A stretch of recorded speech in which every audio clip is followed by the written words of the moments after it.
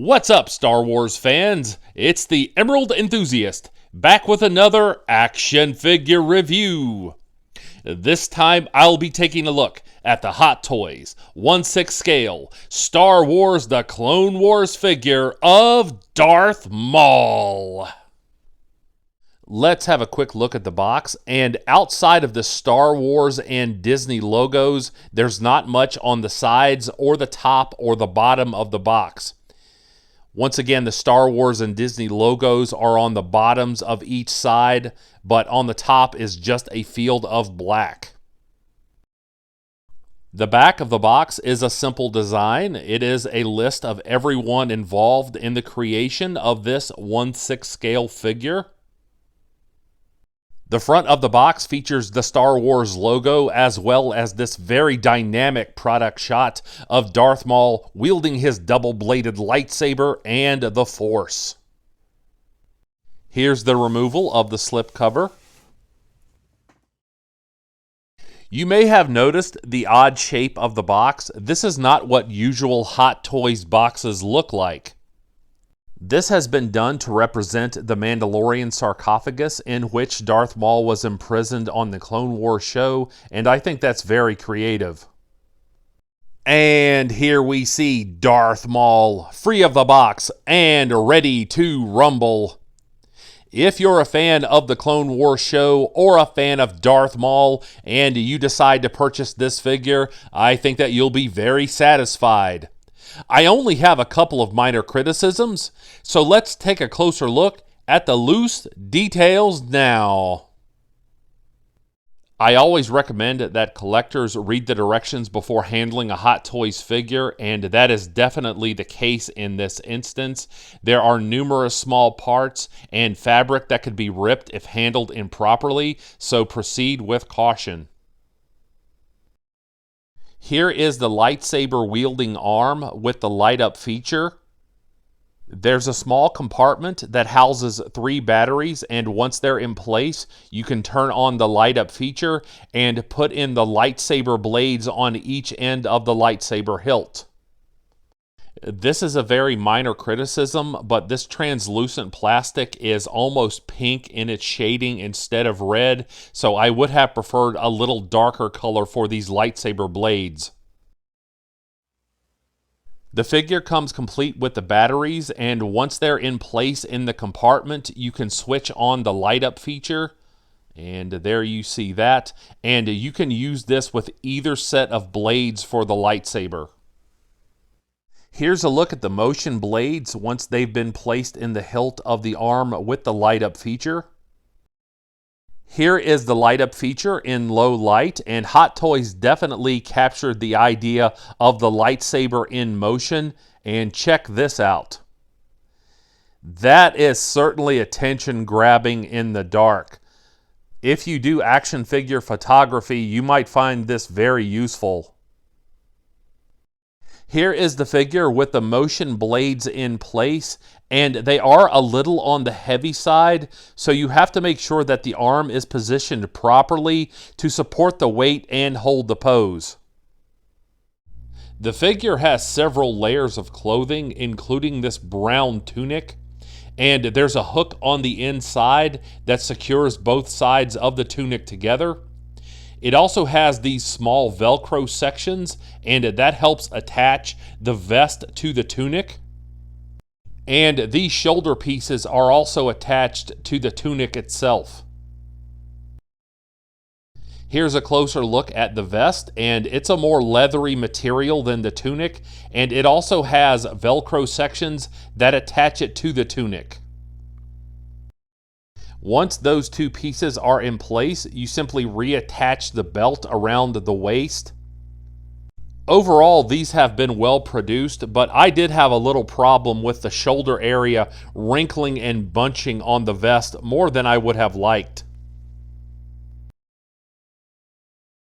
On the inside of the collar of the tunic, there are 3 Velcro sections, and this is how you attach the hood to the tunic. And as you can see, there are 3 matching Velcro sections, and you simply line these up to attach the hood to the figure. And here is the hood on the figure, and this is my biggest criticism of this figure. I feel like this hood is just too voluminous. It doesn't really sit flush on the head sculpt, but I'm guessing that if you work with this for a little while, you can get it to lay down and be more screen accurate. Here is the figure with the piece of Stormtrooper armor. I will not be displaying my figure with this accessory. However, I do appreciate the sculpting on this, and I think that some collectors might find this appealing. Here is a look at the figure without the tunic, but still wearing the vest. Now, I'm not going to display my figure with any of the attire except for the belt and the gauntlets, because I like the masterful paint applications on the torso. However, I can't deny that this look is very cool. So this is yet another display option that you have with the many pieces that come with this figure. The figure comes with numerous alternate sets of hands, and I will be giving you a closer look later in the video when I do display poses. However, I just wanted to get a close-up of the very precise paint applications on these. And should you have a mishap while posing, you do get an alternate set of wrist pegs. Let's have a look at the lower body now. And of course, these are the cybernetic legs. For the most part, they're a gunmetal gray. They do have some black sections, but I really appreciate the way that the light dances off of these. They do look like metal, and I really appreciate the sculpting and the molds here. It's very impressive. And above the knee joints, we get these pants, and these are loose enough for adequate articulation.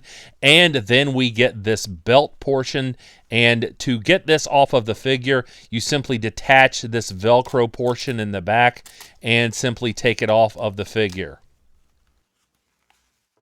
I'll touch on articulation more later in the video, but I wanted to demonstrate that the pants do not hinder the articulation to a great degree.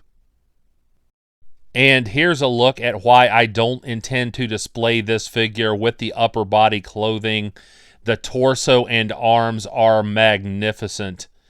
There's even a rough section here along the area of the xiphoid process to symbolize chest hair. But you can see all of the detail on this Sith tattooing on the arms and the back, and of course the chest and the abdominals. This is just so detailed. It is so eye-popping, and I am very happy with the way that this looks. Again, pretty good articulation. I really have no issues with the torso. I do think that the arms could be a little bit better, but I'll get to that in just a moment. Now let's have a look at the arms, and I don't have an issue with the appearance, but I do think that the shoulder joints are a little tighter than they need to be, and also there's no bicep swivel. I would have appreciated those on each arm, but once again, the tattooing looks excellent. And of course, this is the arm where you pull the forearm out, and that will allow you to put the lightsaber wielding arm with the light up function on the figure. And here's a look at the head sculpt, and I'm not sure what else we could have asked for as collectors. Perhaps an alternate head sculpt, but I really can't find fault with anything when it comes to this particular head. The wide eyes and the exposed teeth make this head sculpt very intimidating, which is very fitting for Darth Maul. The bony protrusions and the skin have very realistic textures, and I'm very thankful for that. And of course, we get this magnetic neck joint, and that allows for magnificent articulation. So this head is definitely one of the highlights of this figure. Before I move on from the head, I have to talk about the rolling eyeballs feature, and the tool that I just showed you goes into these little grooves on the inside of the head sculpt,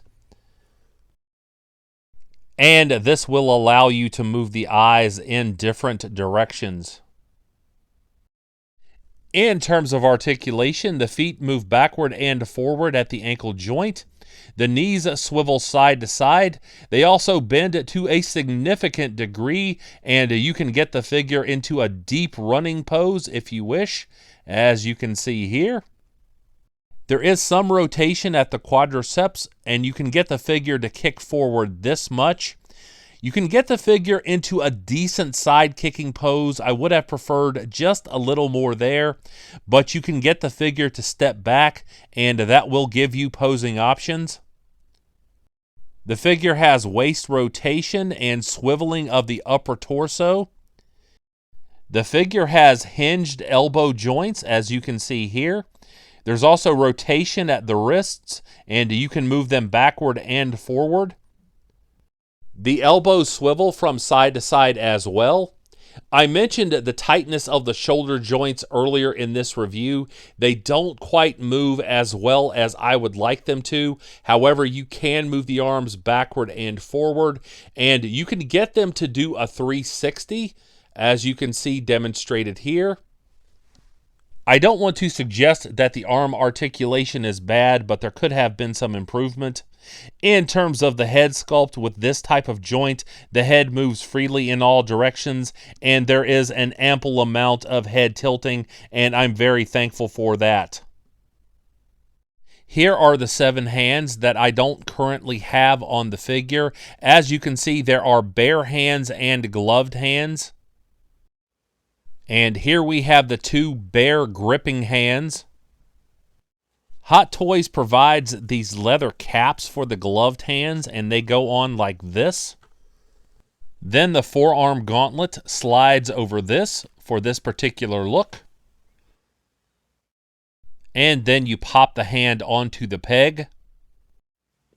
Here are the gloved, relaxed hands. Here are the gloved, gripping hands. And this is what Hot Toys calls the gesturing hand. This is clearly Darth Maul wielding the Force. If you're wondering if you can pose the figure with the relaxed hands and the lightsaber, if you use this type of over and under grip, the lightsaber will stay in place. So if you want to attach the lightsaber hilt to the belt, it is possible. There are grooves on either side of the belt, and that will allow you to attach the lightsaber hilt. And here it is on the opposite side. So I like this aspect of the figure as well. And of course we get this really cool figure stand, and on the front it says Star Wars and of course Darth Maul. And here's the figure on the display stand. This is a cradle style stand. So once all of the pieces are assembled, you simply set the figure on it and it supports your figure for display. And as you can see, this is a very striking Hot Toys Darth Maul action figure.